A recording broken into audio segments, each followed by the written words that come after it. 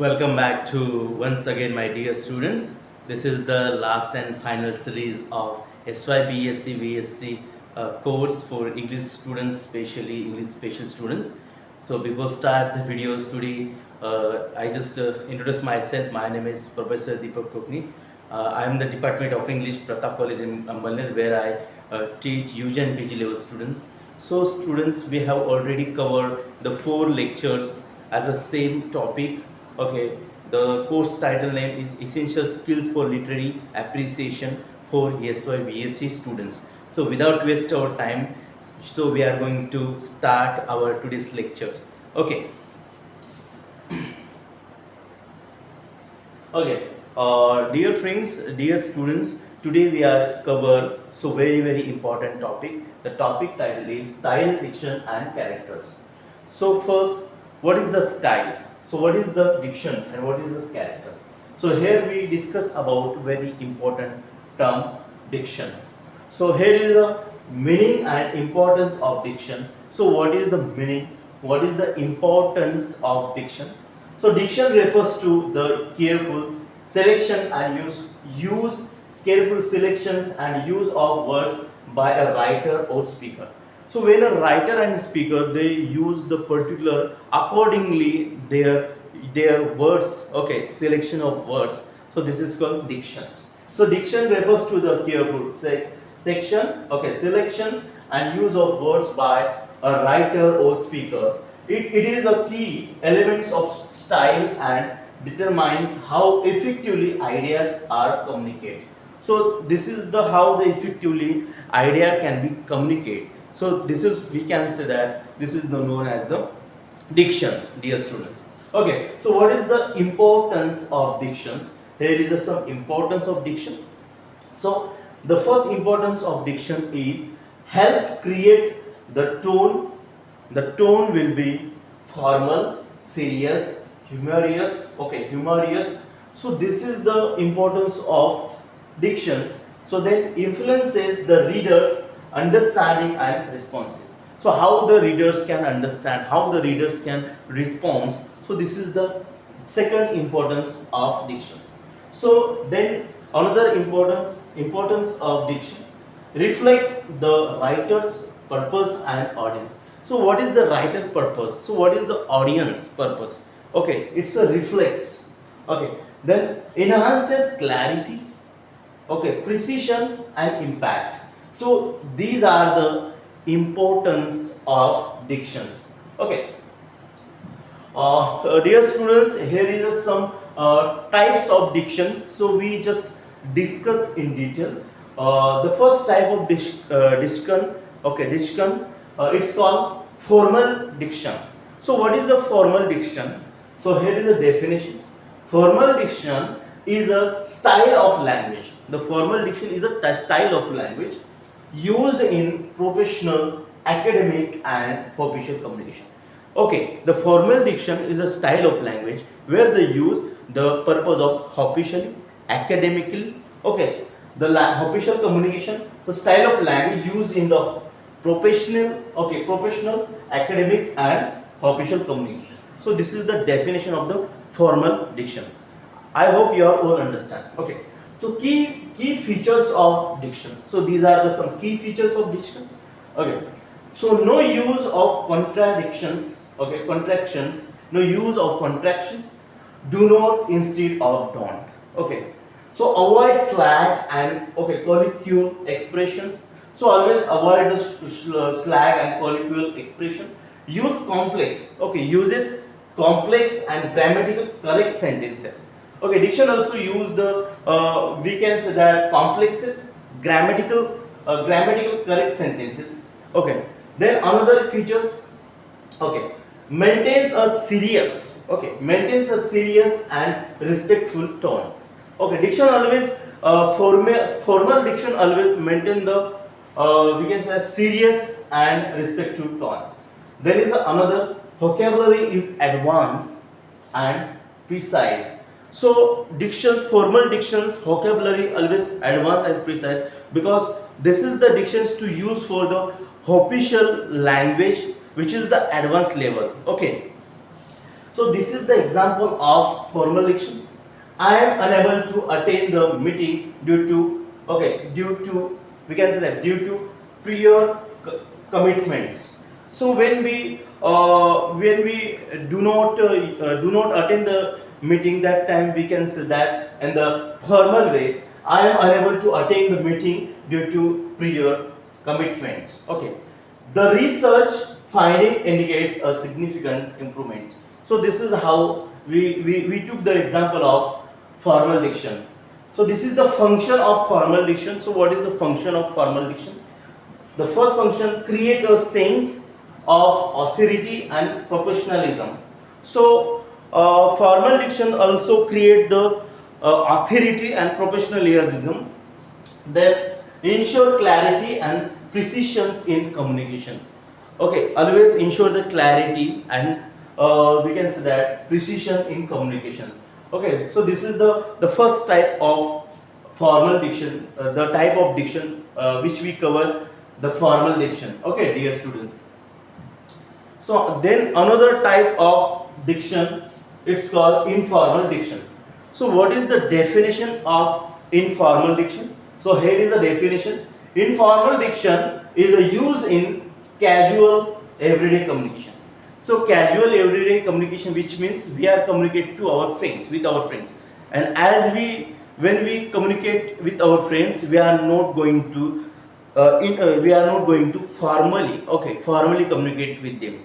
We are not going to use officially language. We just frankly, we just randomly speak with them. This is called casual, friendly dictions. Okay, informal diction is a use in casual everyday communication, as we communicate to every day with our colleague, with our friends. Okay, so these are the key features of informal diction. So what are the key features? So these are use of contractions. Okay, contraction, can't, won't. Okay, include slang and idiomatic expression also use. Okay, short and simple sentences. So in the informal diction, there is also use the simple and short sentences, friendly and conversational tone. So tone always friendly, conversations. Okay, conversationals. Okay, this is the examples of informal diction. I can't make it today. So we just say that somebody else. So I can't make it today. It's a very casual and it's a very simple. That game. Okay, that game was super fun. So when we sometimes say that, when we watch a game, when we see a particular scene, that time we can say that okay, so that game was super fun. So this is the example of informal dictions. Okay, the informal dictions is use a casual in a casual everyday communication. When we communicate to everyday, which we use the casual language, which we use the very simple, common, and which is the very friendly language. This is called informal dictions. Okay, so these are some functions of informal dictions. As we see the function of formal diction, as the same the also function of informal dictions. Okay, function of informal diction. The first function, create a personal connection with the readers. So informal dictions always create a personal connection with readers. Then readers very interested. Okay, makes communication easy and natural. Okay, informal dictions always create a communication very naturally, so which readers can easily understand. So what is the feelings and emotions of the writer. Okay, so this is how we cover informal dictions, definition, key features, examples and functions also. Okay, another types of dictions, it's called jargon. So what is the jargon, dear students? You understand this term. So these terms also asked in so many examinations, such as UGC, NET, SET, JARE. Okay, jargon. So what is the definition of the jargon? So jargon definition: jargon consists of the specialized or technical vocabulary used by people in a specific field or professions. So when we have some specific field where we use the specific term, okay, this is called jargon, and this is the very specialized. Okay, these are the examples of some field. Okay, these are the some examples of some field, just like medical faculty where we use the diagnosis. Okay, hypertension also. Okay, prognosis. So these are the terms. We can say that we are not going to explain the all, but we can say that only simple and commonly used. This is called jargon. Okay, there is legal, affidavit. Okay, litigations, jurisdiction, then technical also, algorithm. Okay, debugging, interface. So these are terms which we when we use, and these are all the according to specific field or profession. So this is called the jargons. Then technical. So okay, medical field, legal field, technical field. So when we use any particular field, okay, technical vocabulary used by the people in a specific field or profession. Okay, this is called jargon. So when people they are using the technical terms in the specific field. Okay, so this is called jargon. Okay, so what is the characteristic of jargon? The first characteristic, precise within the field. So when we use hypertension is a term in the field of medical, and this is the precise within the field. Okay, this is the terms precise within the field. Okay, then may be difficult for outsider to understand. Okay, it's may be difficult to outsider understand. Okay, but it is very precise, it is very easy. Okay, so these are the functions of jargon. So what is the function of jargon? These are the function of jargon. The first, save times in professional communication. So jargon also save the time in the professional communication. Then ensure accuracy and specificity. Always ensure the accuracy and specificity, my dear students. Okay. So another types of diction.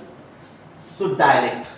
So what is the dialect? So if you heard so many times the term is dialect.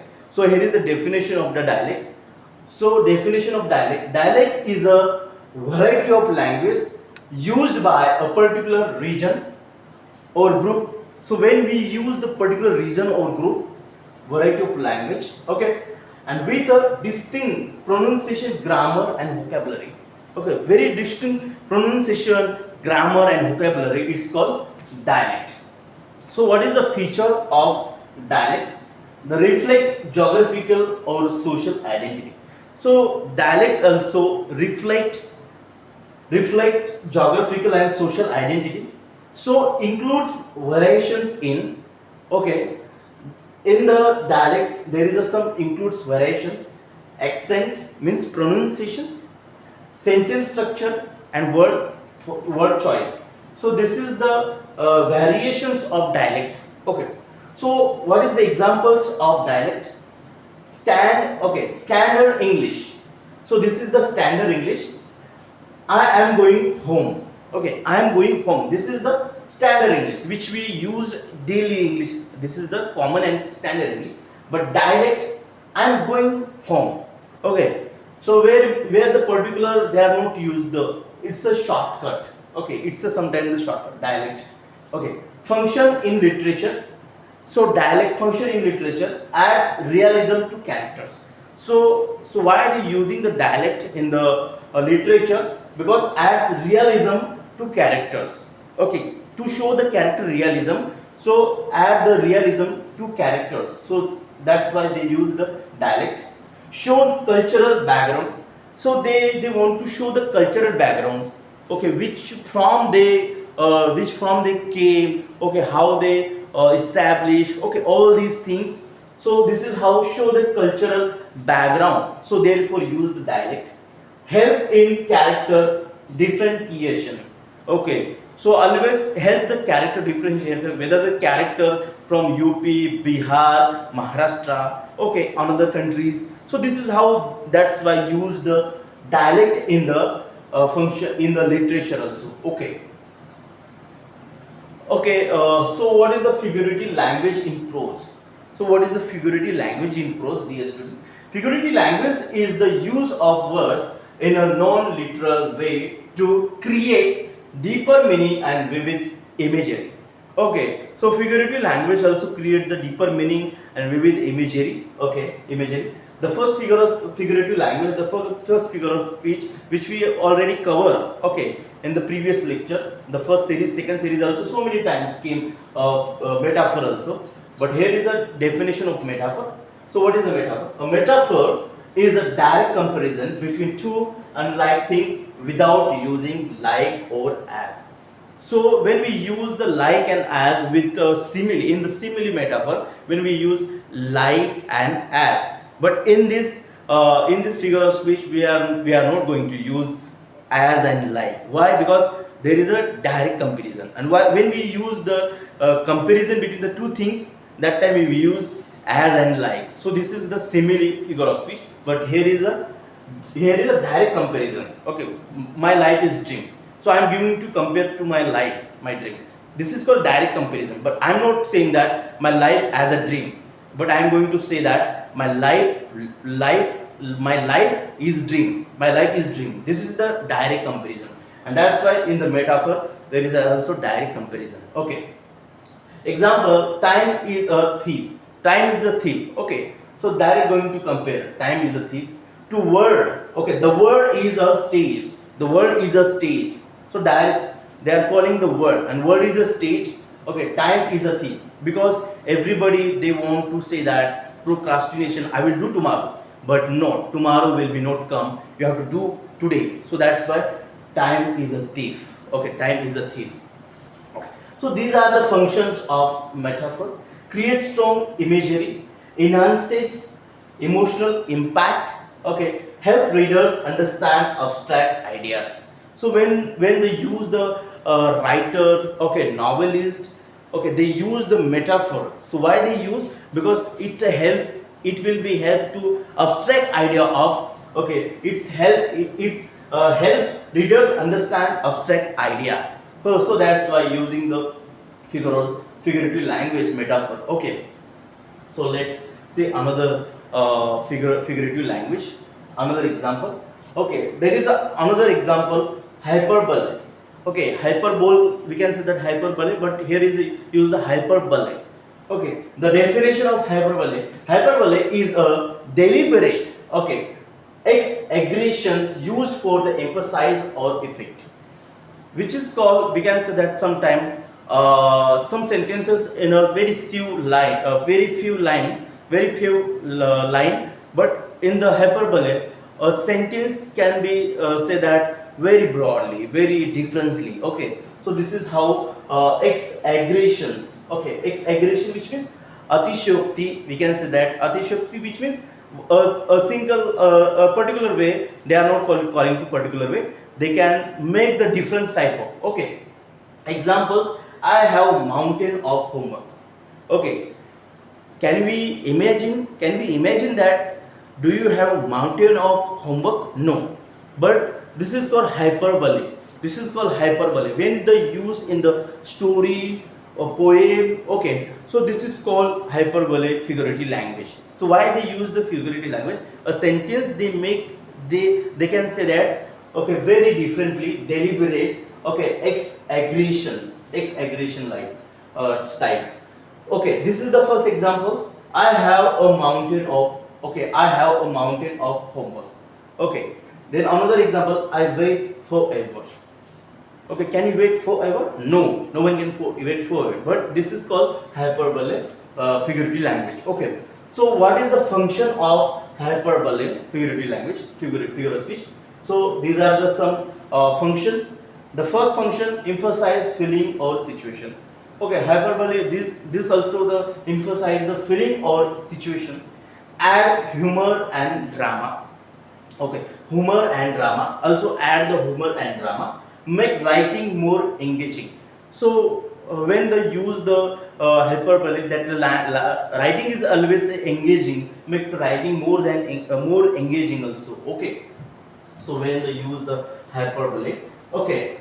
Dear students, which we cover, so what is the dictions? So types of dictions, which we cover: formal diction, informal diction, jargon also. Then we cover dialect also. Okay. Then figurative language, how to figurative language used in prose. Okay. So this is the characterization. So what is the characterization? So today's lecture, the second new topic, which is the characterizations. Okay. Meaning and importance. So what is the meaning and importance of characterization? Characterization is a process by which a writer creates and develops character in a story. Okay, when the writer who create and develops character in the story, this is called characterization. So what is the importance of characterization? So helps readers understand character, personality and motives. So what is the personality and what is the motive of the character? So this is the first importance of characterization. Then second importance, makes the story interesting and relatable. Okay, relatable. So story also make the very interesting, very relatable. So that's why. Okay, drives the plot forward. Okay, so how the plot will be drive the forward. Okay, not backward. So this is the importance of characterization. So what is the methods of characterization? The first method, which is the direct characterization. So what is the definition of the direct characterization, dear student? So definition is here, look at me. The author directly tells the reader about a character's traits. So when the authors directly tells the reader about a character's traits. Okay, so his own character traits, which means direct characterization. So when the author, he always directly tells the readers about a character's traits. So this is the examples of direct characterization. Okay, he was brave soldier.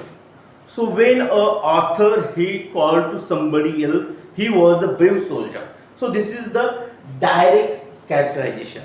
So he direct quote that he was a brave soldier, a brave soldier. She was kind and generous. So this is called direct characterization.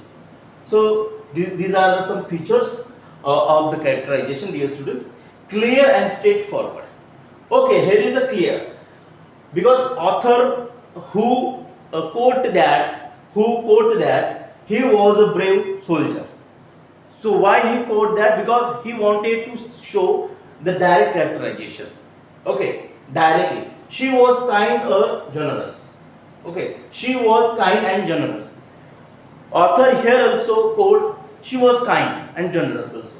So this is the clear and straightforward. The first features of characterization.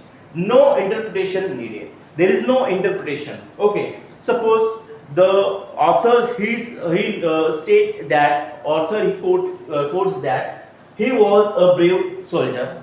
So there is no interpretation needed. There. Okay, so this is how we just understood that. So what is the characterization? Okay, dear students. Then another methods of characterization, which we understood, the direct characterization. Here is the indirect characterization. So what is the definition of indirect characterization? So here is the definition. The author, here is the definition, dear student. The author shows the character traits indirectly through various elements. So when the authors also show the characters traits, traits indirectly through the various elements, such as these are the techniques, such as actions, speech, thoughts, appearance, other opinions. So go through these techniques when the authors who shows that various elements. So this is called indirect characterization. So in the action, what he show, what the character does. So what the character does, what is his role, what he doing, what is his karma, okay, what the character does. Then speech, what the character says, so what he's saying, what is his intention, what he is saying, okay, speech. Then is thought, what the character thinks, so what is the character thinking in the story, okay. Then another appearance, physical description, so how the character put it on clothes, and how his look, the physically discrimination, physically appearance, okay. So this is also important, okay. And the direct characterization, others opinions, what others says about the characters. So in the character there is also another characters, and what is their opinion about the main characters, okay. So this is how others opinions, what others say about the character, dear student. So these are the examples of indirect characterization. A character helping a stranger shows kindness, okay. So a character helping a stranger, okay, stranger shows kindness. So what is the features of indirect characterization? So these are the features. Requires readers interpretation, so this is the first features. Then more engaging and realistic also. So in the indirect characterization there is also more engaging and realistic, okay, features. Okay, dear students, here is some types of characters.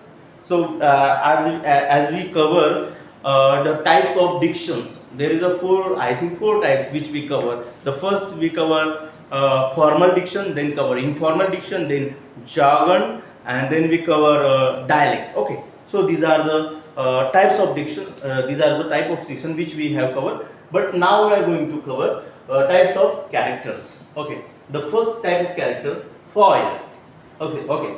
The foils also the types of characters, okay. So what is the definition of the foils?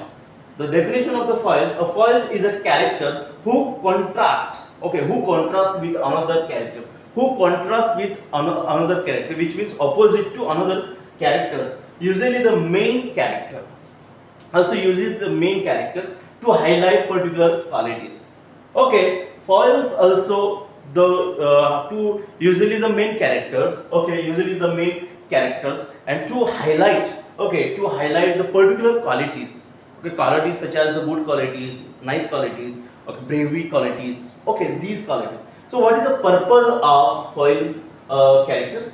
Emphasize traits of the main characters. So always emphasize the traits of the main character. Create conflict and depth. Okay, the foils characters also create the conflict, create the struggle and depth.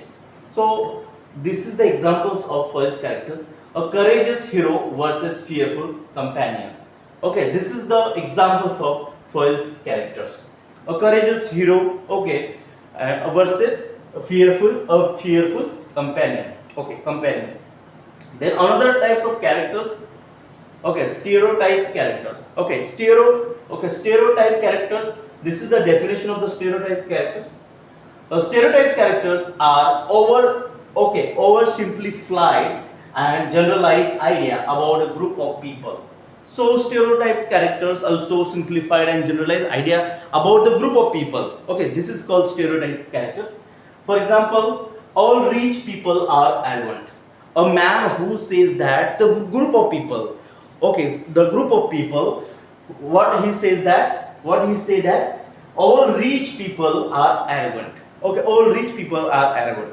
So when our stereotype characters are oversimplified and generalized, okay, idea about a group of people, and this is the idea about the group of people, this is called stereotype characters, okay. All old people are weak, okay, he says that all the peoples, okay, all old people are weak, okay, he quote that. So this is how his idea is generalized for the group of people.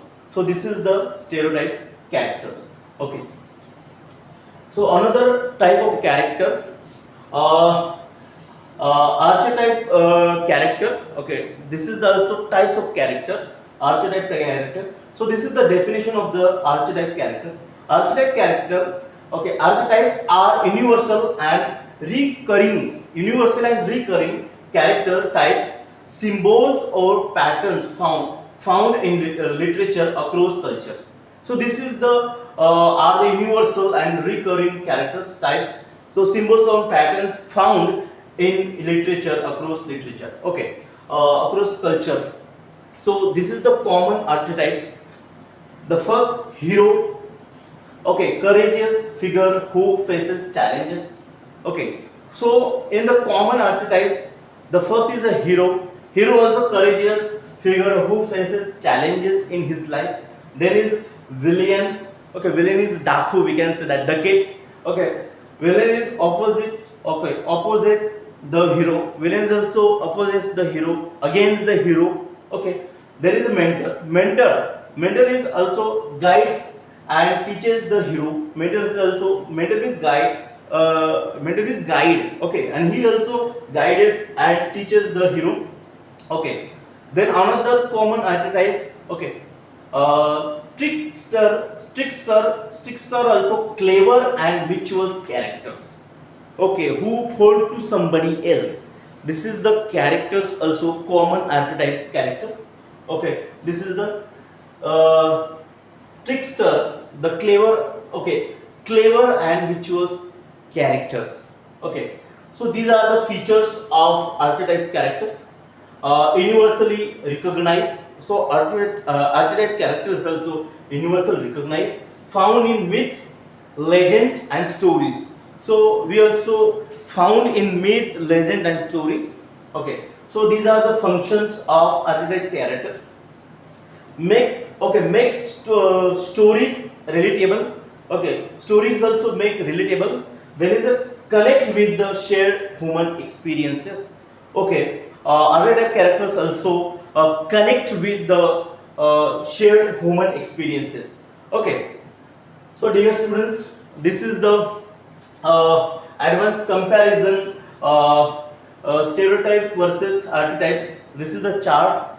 So from this chart, by this chart you can understand so what is the comparison and what is the differences between the stereotypes versus archetypes. Okay, here is the aspect, nature, depth, scope and purpose. Okay, this is the stereotype. Okay, so what is the scope of, what is the nature of stereotype? Stereotype nature is also simplistic. Okay, so what is the archetype's nature? Symbolic. Okay, where they use the stereotypes characters also simplistic, dear students. And here is archetype characters in the his nature is also symbolic.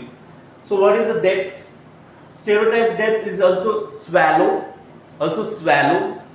and archetypes depth also psychological reach.